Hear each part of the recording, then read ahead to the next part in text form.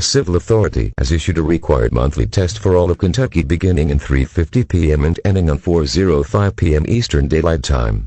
This is a corporate monthly test of the Kentucky Emergency Alert System, in cooperation with federal, state, local, or civil authorities.